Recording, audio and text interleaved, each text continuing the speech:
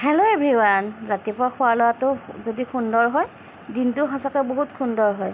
তাতে আজি ৰবিবাৰ, নিয়ৰ আৰু দেউতাক দুয়ো ঘৰত আছে, গতিকে খোৱাটো অলপ ৰাতিপুৱা স্পেচিয়েল হ'বই লাগিব। মোৰ ৰাতিপুৱা উঠোতে অকণমান দেৰি হ'ল আৰু গা ধুই আহোঁ মানে মানুহজনে এয়া আলু আৰু কণী বইল হ'বলৈ দিলে। তাকে অকণমান মই অভাৰ কুক হৈ গৈছিলে, অকণমান ঠাণ্ডা পানী দি এইখিনি ঠাণ্ডা হৈ মানে এতিয়া আটাখিনি মঠি ল'লোঁ। আৰু এই আটাখিনি মঠি মই প্ৰায় 10 মিনিটমানৰ কাৰণে থৈ দিওঁ, মানে বাকীখিনি যোগাৰ হয় মানে।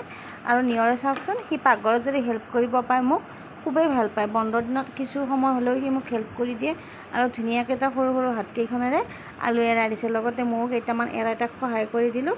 এতিয়া তাৰ হয় মানে মই এয়া মছলাখিনি ৰেডি কৰি ল'লোঁ। এয়া আদা নহৰু সকলো গুচাই ধুনীয়াকৈ এতিয়া পেষ্ট এটা কৰি ল'লোঁ। এটা ঘৰৰ জলকীয়াও দিছোঁ আৰু সকলোবোৰ পেষ্ট কৰি লৈ এতিয়া যে এৰাই থৈছিলোঁ আলুখিনি অকণমান মই ভাজি ল'ম তেলত, বেলেগ একো নিদিওঁ, এনেই অকণমান ভাজি কিনে মই এইখিনি উঠাই থ'লোঁ আকৌ। আৰু এতিয়া তেলখিনিত এয়া শুকান জলকীয়া এটা আৰু তেজপাত এখিলা দি দিলোঁ আৰু দি তাত কেইটামান গোটা জিৰা দিম। মই যিকোনো আঞ্জাতে গোটা জিৰা দিলে খুব ভাল পাওঁ দাঁতত লাগিলে খাবলৈ। আৰু এয়া যে মছলাবিলাক যে পিচি থৈছিলোঁ, সেই মছলাবিলাক আৰু দি আৰু লগতে এয়া মই বিলাহীও পেষ্ট এটা কৰি থৈছিলোঁ, এইখিনি দিলোঁ। আৰু ইয়াত সোৱাদ অনুসৰি নিমখ হালধিখিনি মই এতিয়াই দি ল'ম আৰু এইখিনি মই এতিয়া ধুনীয়াকৈ ভাজি থাকিম। এই হালধিটো একেলগে দিয়ে ল'লোঁ আৰু দি এতিয়া এইখিনি মই ধুনীয়াকৈ ভাজি থাকিম যেতিয়ালৈকে ইয়াৰ পৰা তেল নোলায়। আৰু তাৰপিছত মই এই শুকান মছলাখিনি যোগাৰ কৰি ল'লোঁ। ইয়াতে আছে ধনিয়া গুড়া, চব্জি মছলা, তাৰ জিৰা গুড়া, ৰেড চিলি আৰু মিক্সি বাতিতে আখলি সেই পানীখিনিৰে মছলাখিনি ধুনীয়াকৈ গুলি ল'লোঁ।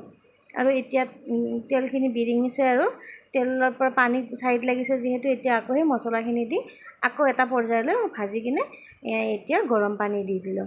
আৰু অকণমান উতল অহাত মই তাত এতিয়া দি দিম এই যে ভাজি থৈছিলোঁ আলুখিনি দি দিলোঁ।